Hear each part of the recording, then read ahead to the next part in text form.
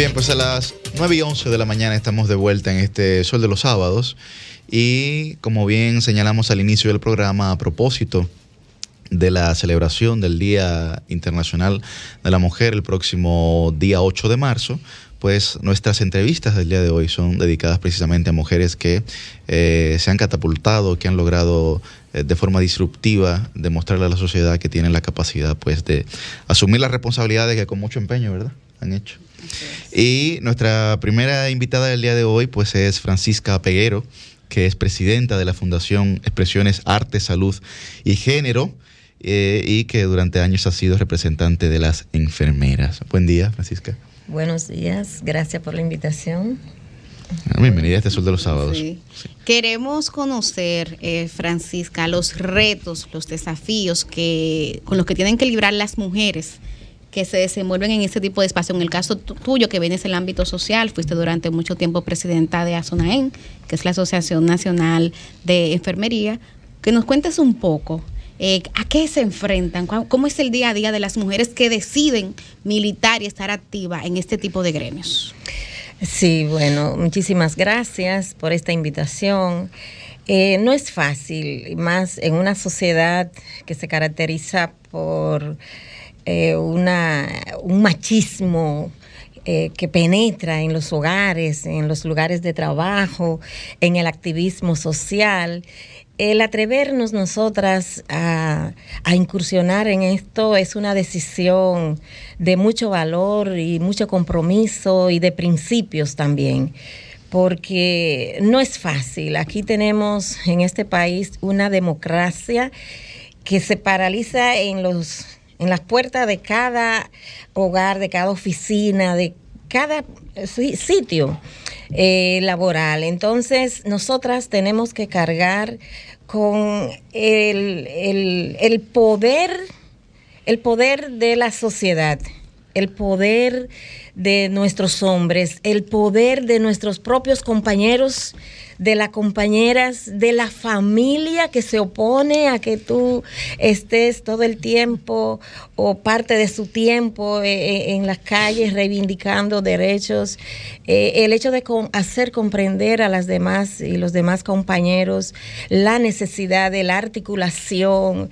O sea, nos enfrentamos a diario a muchos obstáculos sociales, culturales, familiares, políticos, que de cierta forma hay que romper y no sentarse a esperar, sino contribuir a que realmente esta sociedad sea un poco más democrática, participativa, abierta, y que reconozca el rol que tenemos nosotras las mujeres para trabajar e incursionar en la reivindicación de los derechos de la ciudadanía.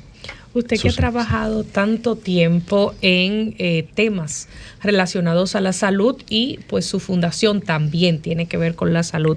Le tengo dos preguntas en una. Primero, ¿cuáles son los retos en materia sanitaria de las mujeres? Porque a veces uno entiende como que solo las mujeres vamos al médico o tenemos esa costumbre de ir regularmente al médico. El hombre va cuando se siente algo o cuando uno lo manda. Sí. Entonces, cuando uno lo obliga, tiene que acompañarlo. Exactamente.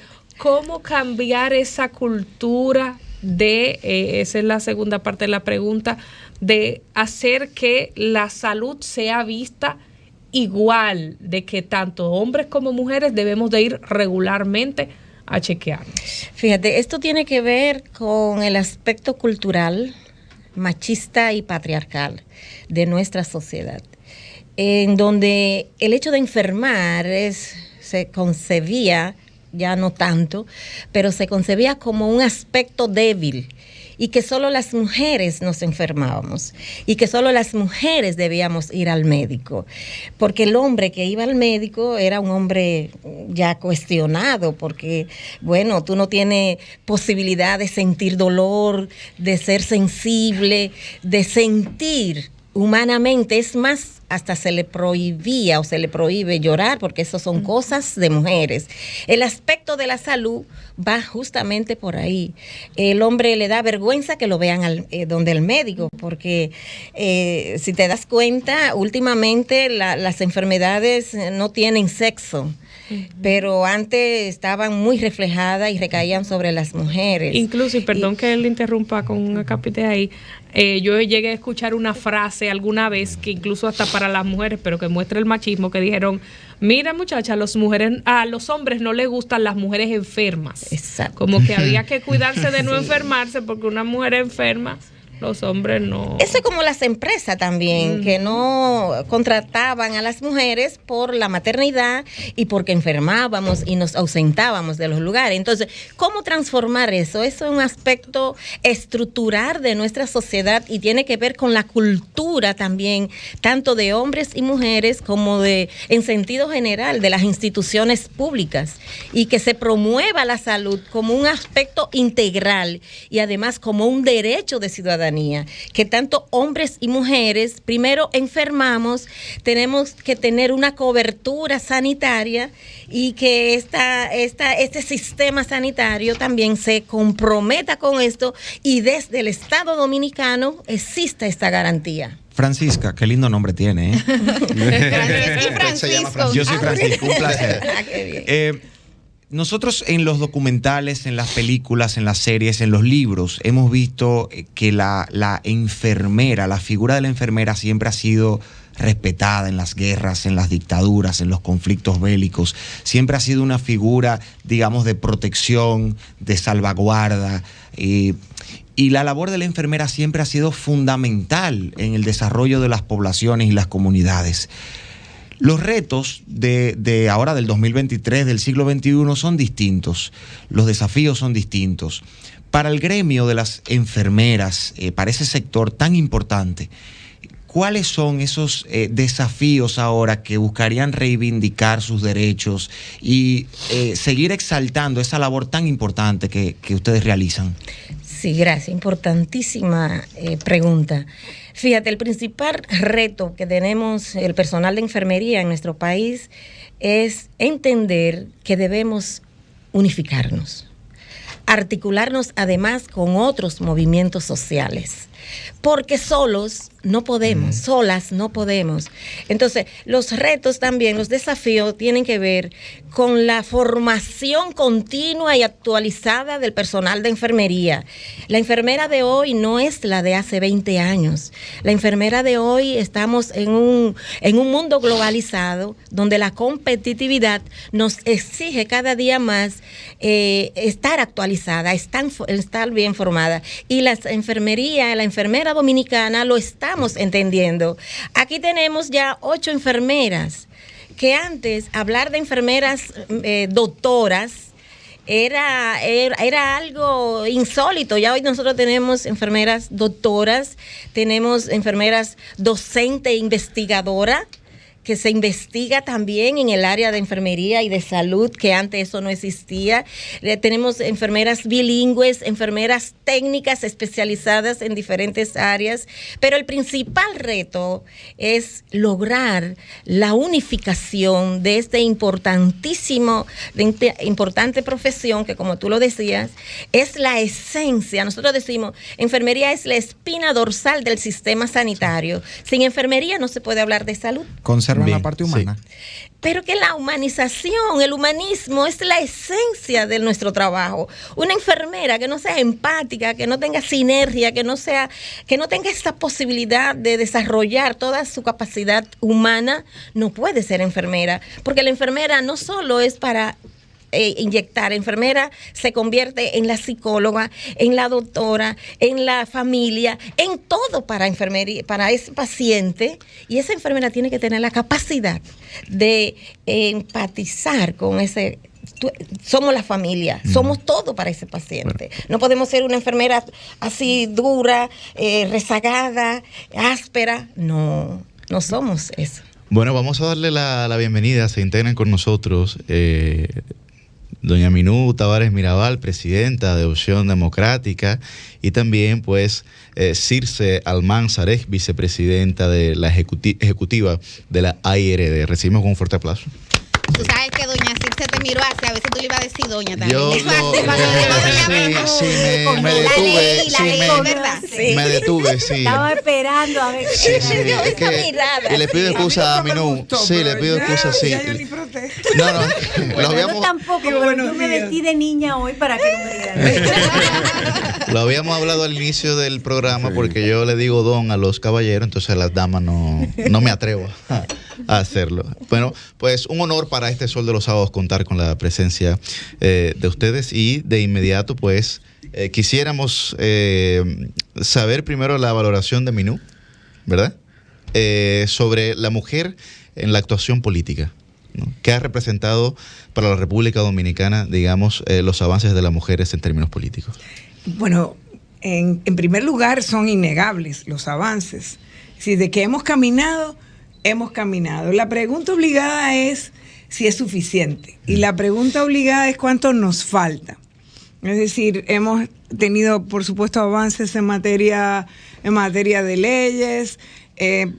Por ejemplo, puedo poner los avances que significaron las primeras leyes de cuotas en la República Dominicana, en materia política, que cambiaron un poco la representación, sobre todo a donde tienen validez, que es en la Cámara de Diputados y en los ayuntamientos, en los consejos municipales, porque para el Senado nunca ha habido nada, y asimismo sigue siendo de ínfima la representación en el Senado. En la Cámara de Diputados sirvió para pasar de un 9%, que era lo más alto que se había llegado históricamente en la República Dominicana, de mujeres ahí, hasta ahora a donde hay, bueno, no es el más alto, porque el porciento más alto de mujeres en la Cámara de Diputados se alcanzó en el periodo de 2016 al 2020, que sobrepasó en ese momento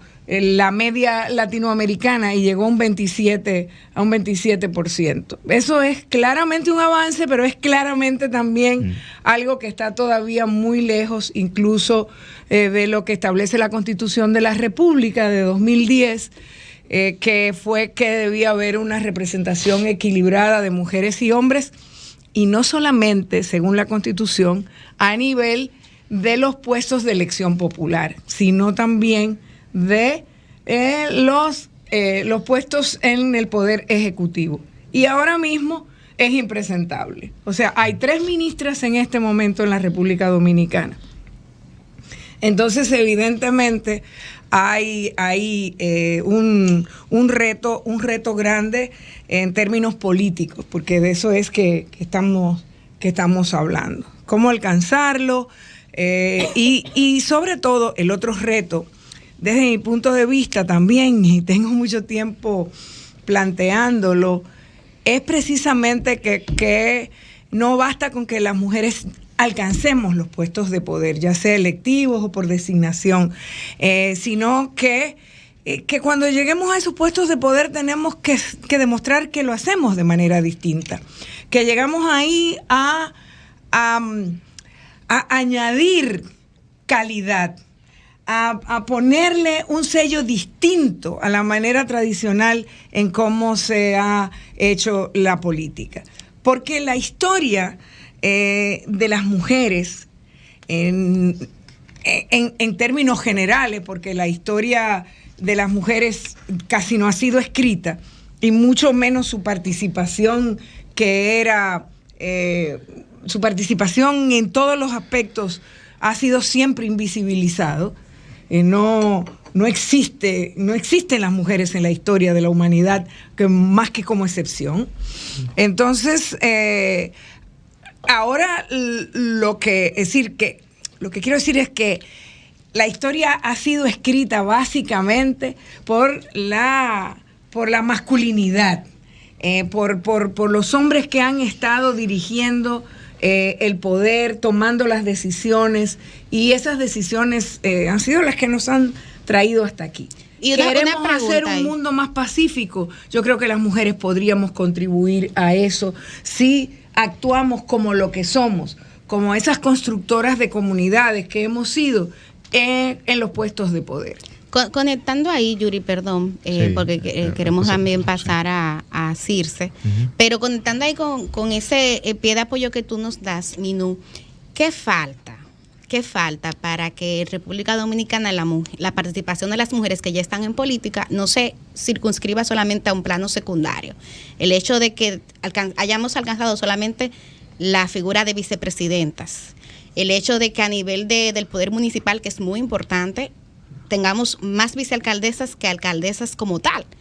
Y esto a pesar de que en el padrón electoral las mujeres son más del 50% ahora mismo del padrón electoral. O sea, ¿cuál es ese elemento que falta para que aquí, en República Dominicana, haya una mujer que llegue a la presidencia de la República? Bueno, y que llegue a otros puestos también. O del Poder Judicial también. Al Poder Por ejemplo, Judicial, sí. o sea, es mucha la historia que hay para escribir. Y yo no tengo dudas de que la vamos a escribir. Tarde o temprano. Y espero que sea más temprano que tarde.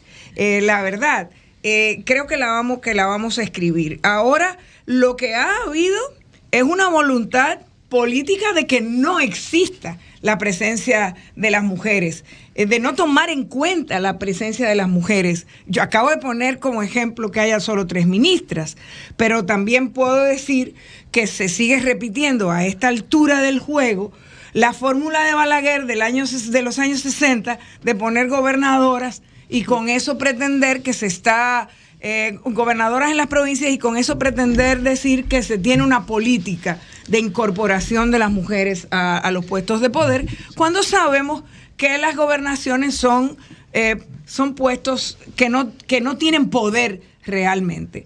Y que se repita eso 50 años después y que se quiera presentar como una política de inclusión es casi un insulto para las mujeres. Entonces, ¿qué necesitamos? Necesitamos realmente avanzar en la conciencia de que las sociedades hay que construirlas inclusivas. Las conformamos todos y todas y las tenemos que dirigir entre todos y todas. No puede ser que seamos la mitad de la humanidad y que entonces nada más tenga derecho a dirigir esa humanidad una mitad de ella, como si la otra no tuviera la capacidad para hacerlo, como si la otra mitad fuera inferior, porque en el fondo es de eso de lo que se trata. Y entonces llegamos a este 8 de marzo con un crecimiento indudable de la conciencia con respecto a la necesidad de incorporar a las mujeres a la política, que es donde se toman las decisiones importantes, y que no sean simplemente un nombre para llenar una boleta o como se pretende ahora. O sea, estamos viviendo en este momento una permanencia en el retroceso, porque la ley electoral, la modificación, la reforma que se acaba de aprobar, significa mantener un retroceso con respecto a la Constitución, porque es importante que las cuotas que se habían aprobado se apliquen territorialmente. Ahora son a nivel nacional. No, viene desde la ley, desde la 1519, a donde peleamos muchísimo para que eso no se aprobara, se dejó así, el Tribunal Constitucional dijo que eso era inconstitucional, lo declaró inconstitucional, y el Congreso ahora, en una decisión insólita, obtusa, a pesar de que se lo alertamos, se lo expresamos, decidió mantenerlo igual. Y eso es inconstitucional. O sea, es como si persistieran en su política tan heteropatriarcal, para decirlo de alguna manera, en incluso desconocer las propias reglas de la jurisprudencia dominicana. O sea, no puede haber una decisión de ese tipo por encima de una sentencia del Tribunal Constitucional, porque eso ya es inconstitucional. La Junta ya lo dijo, ya tomó las acciones de lugar en las elecciones pasadas, y entonces lo que estamos nuevamente es apostando a que quede mal el Congreso haciendo leyes que después van a ser cuestionadas y que van a ser declaradas inconstitucionales y que pierden la legitimidad, y el Congreso se debilita con ese tipo de acciones. Y si lo vemos, es triste, pero muchas de esas acciones que han creado tanto escándalo y tanto rechazo en el pueblo dominicano están relacionadas con los temas de la participación, de la inclusión de las mujeres en la política. Bien. Quiero que hablemos ahora con Circe Almanzar. Circe ha dedicado toda su vida a trabajar en el sector empresarial. Ha sido una figura de primera línea en procesos de transformación del país. En grandes escenarios donde se han tomado las decisiones importantes. Y a veces veíamos las fotografías de esos momentos y muchos de ellos, a veces la única mujer era Circe Almanzar. Ahora no hay. Ahora no hay. Y con una carga pesada, porque era la encargada de negociar los temas, de hacer valer las posiciones, de ir a de cierta manera, consensuar, pero también lograr las transformaciones. ¿Hemos avanzado? ¿No hemos avanzado? ¿Qué nos falta ahora desde su firma Circe Almanzar Public Affairs? También te dedicas a asesorar en este sentido diversas instituciones y organizaciones del sector privado. ¿Tenemos realmente la visión de la mujer tanto en el sector empresarial como en todos los aspectos donde se toman las decisiones? Bueno, primero, gracias por ser parte de este grupo de jóvenes. Me siento igual. Que quiero mucho. Bueno, la verdad es que yo coincido con Minú de que hemos avanzado. O sea, no podemos decir que todo ha sido un fracaso. Creo que, de hecho, en muchos países se ha logrado muchísimos avances. Pero en los países como los nuestros, donde hay primero hay una cultura muy patriarcal, pero no solamente eso, sino muy conservadora, es más complejo tú ir alcanzando peldaños. Es una cultura que permea todos los estamentos. De hecho, si bien es cierto la conciencia que hay de la importancia de la participación de la mujer, no deja de ser cierto que a veces tiende a causar sus problemas porque no están en los ámbitos de toma de decisión, no se está acostumbrado a la forma de trabajar de la mujer, que es diferente, que es un trabajo con pasión, es un trabajo que aporta, que es colaborativo, pero que a veces te da una perspectiva diferente y hay un choque en muchos de los estamentos de que por qué es emocional, es que eso no es así, es que estas mujeres lo que se hacen es quejarse. No, la mujer lo que hace es impregnarle pasión a las cosas, hacer las cosas con excelencia, lograrlo por un sinnúmero de razones. Primero porque tenemos que seguir avanzando. Pero yo siento que hay una gran debilidad en el grupo, en el movimiento femenino dominicano.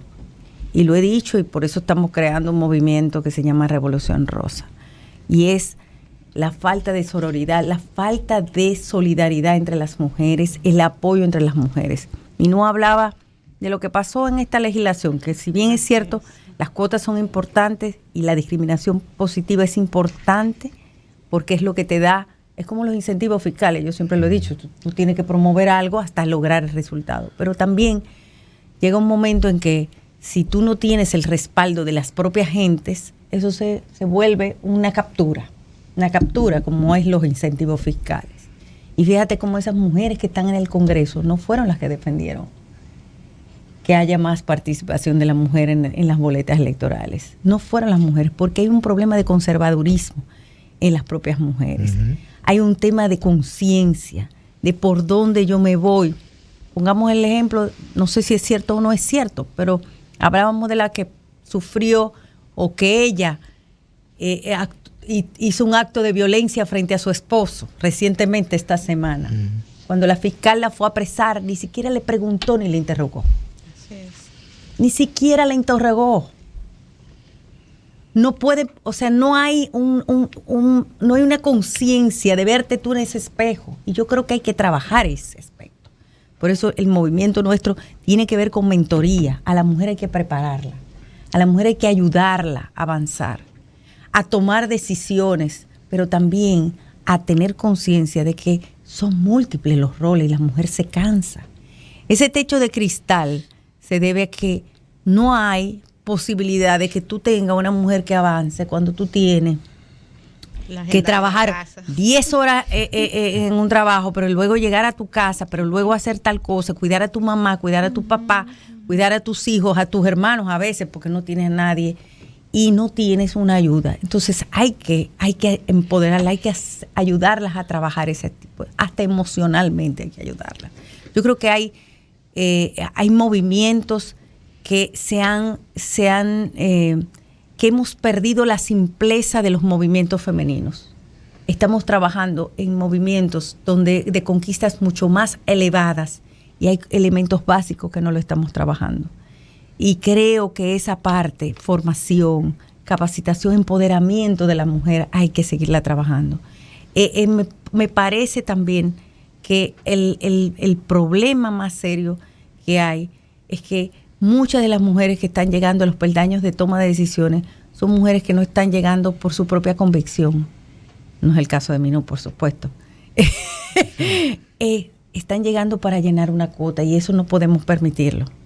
No podemos permitirlo. Yo recuerdo una discusión que teníamos de las 3 causales en un evento de congresistas. Tú sabes que la mayoría de las mujeres congresistas no apoyaban las 3 causales. Sí, lo acabamos de ver ahora. Y yo decía, pero es impresionante. Porque no es algo por convicción de participación de las mujeres, porque son hermanas de alguien, primas de alguien. Entonces tenemos que trabajar eso. Tenemos que trabajar en la formación política, en la formación humana, en la formación profesional, en las enfermeras, en todo, para que realmente sea algo con conciencia. Yo decía, y no estoy retirada, Susi, ¿eh?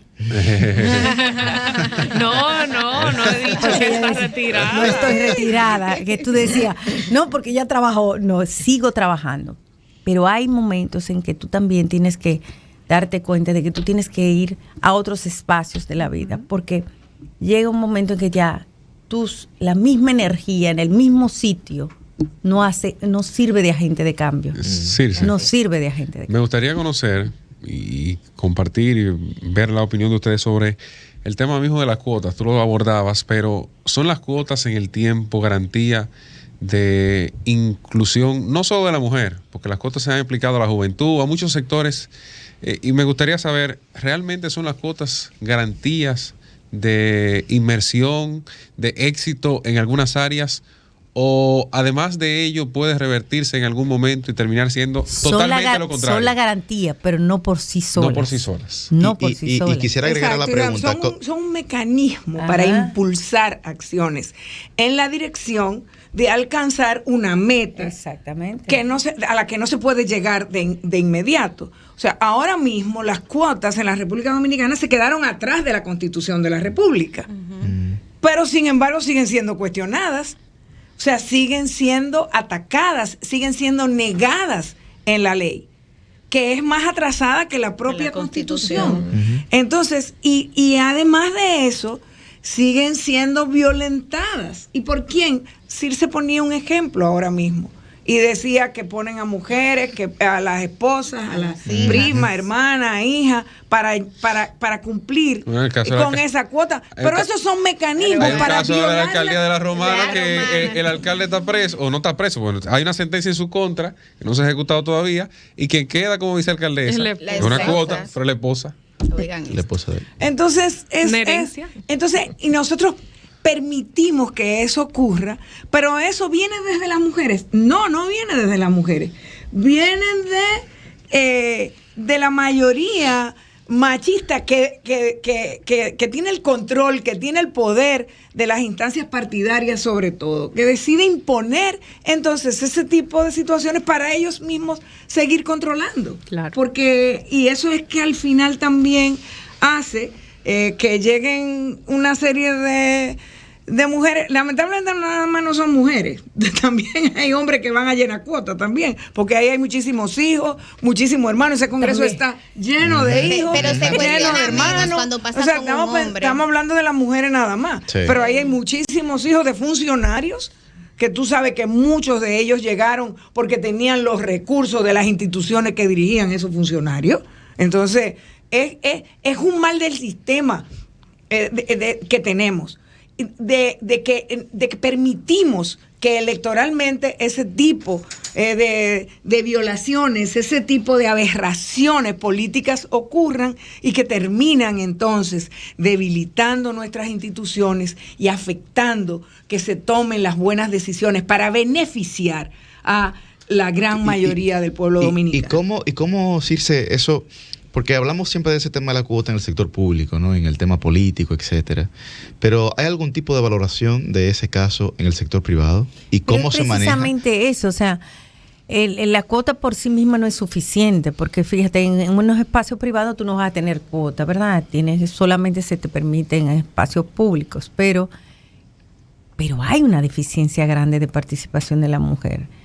Y hay una serie de causas que van desde el propio techo de cristal por porque la mujer se abruma hasta que se frustran porque no llegan a peldaños más elevados.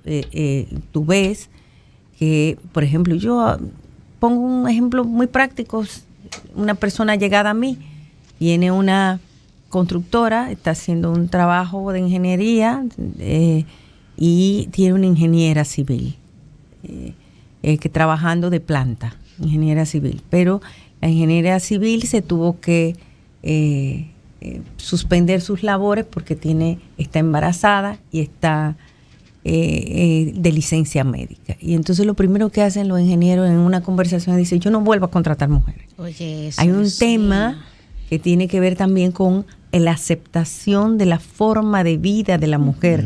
Por eso yo digo, tú tienes que ir acostumbrando y dándole valor a tu trabajo independientemente de que tú seas mujer. O sea, no convertirte en un hombre, sino cada vez reivindicar más lo que tú eres como mujer.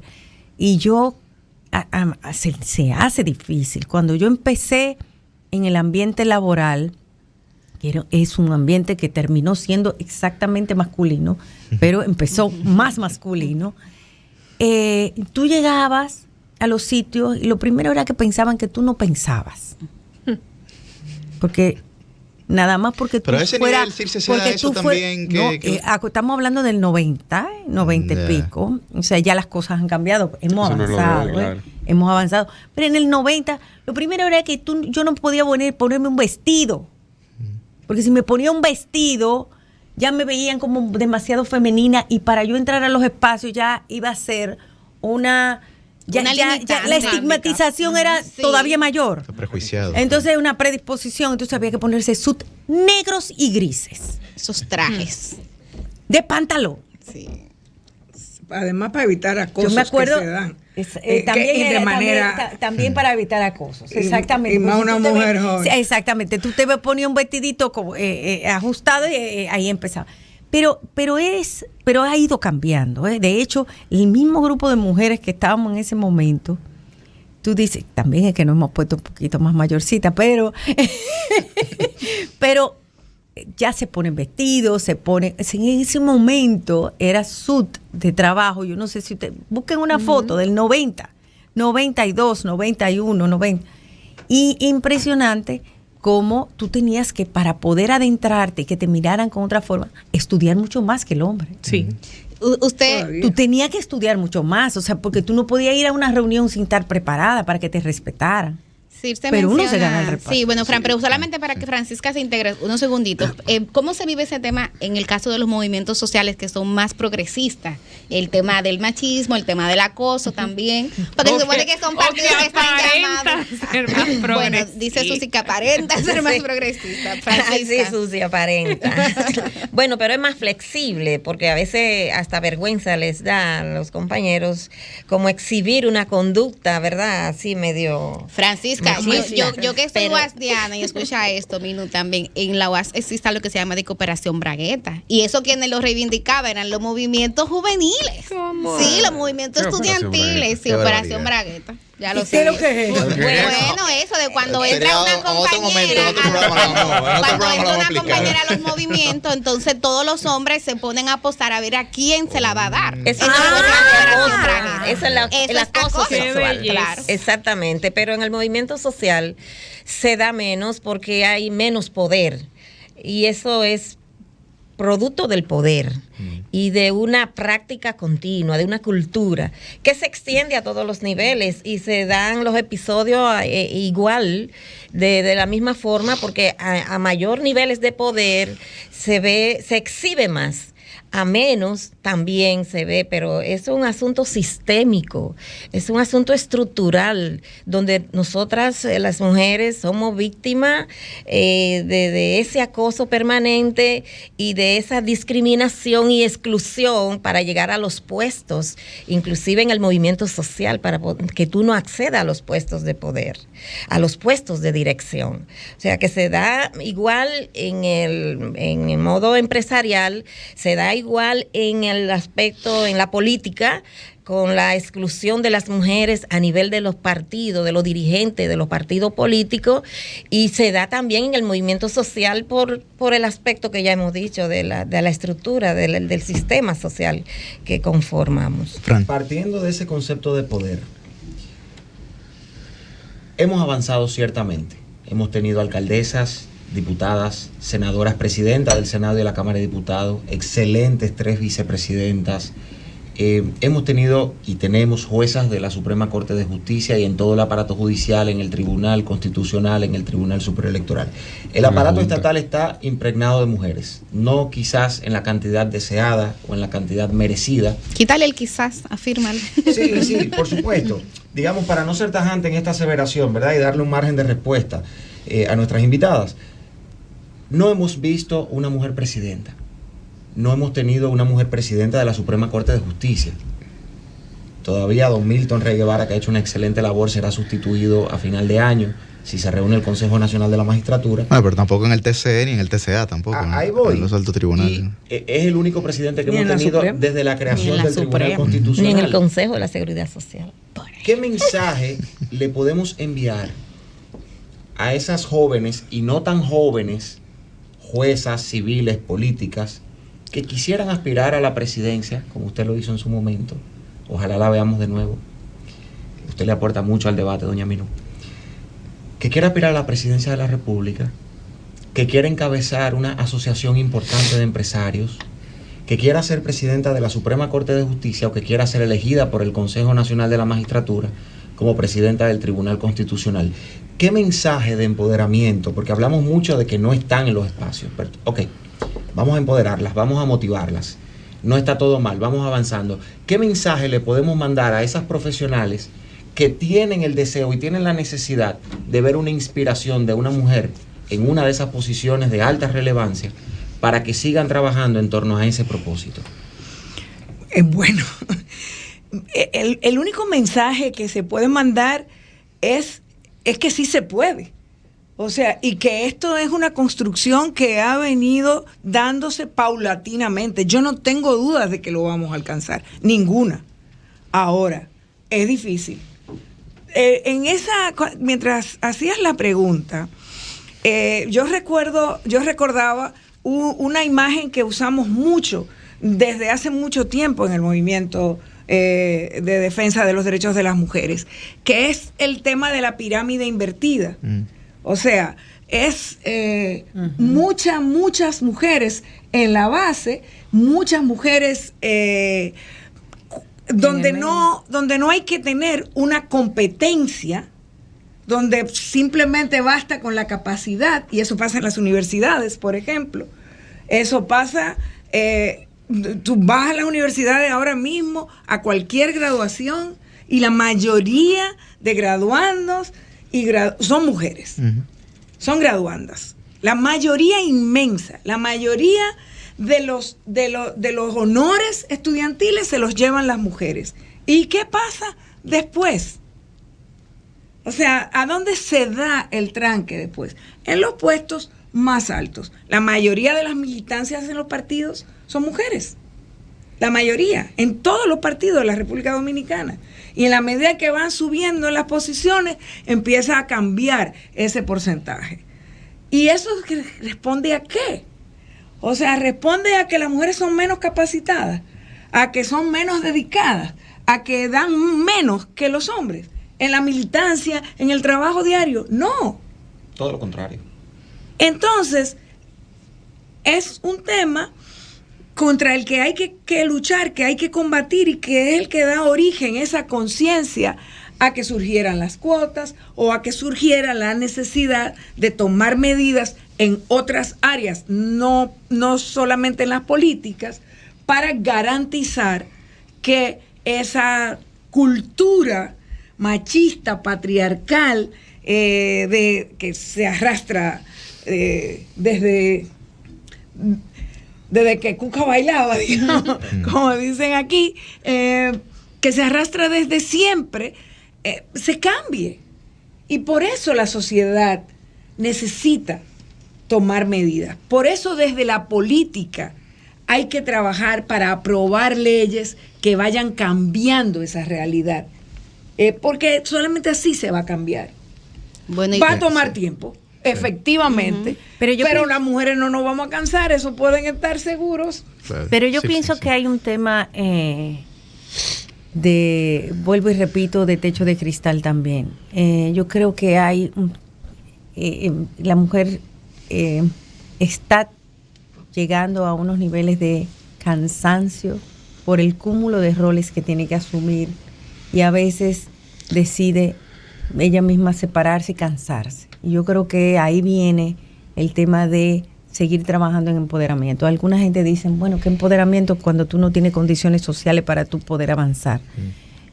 Pero realmente hay que trabajar ese aspecto porque yo lo veo, y ustedes lo deben haber visto con sus amigas que se graduaron de la universidad, que eran buenísimas, que yo cuánto, y de repente tú las veas, ¿no? Que yo me quedé en la casa, o estoy haciendo un negocito familiar, o si bien tengo algunas actitudes para ciertas políticas sociales o lo que sea, lo hago mínimamente. O sea, hay que trabajar también el aspecto de cómo lograr generarle mayor seguridad a la mujer de que sí se puede.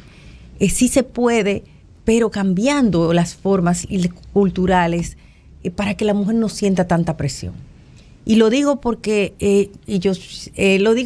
por ejemplo, cuando tú ibas al colegio, que van las madres, y yo tenía que trabajar en ese momento y tenía una reunión, me decían, pero ¿y qué? Esa mamá no viene aquí. Y tú te terminas sintiendo mal. Culpable. Pero porque es culturalmente, ¿por qué no puede ir el papá? ¿O por qué no puede no ir?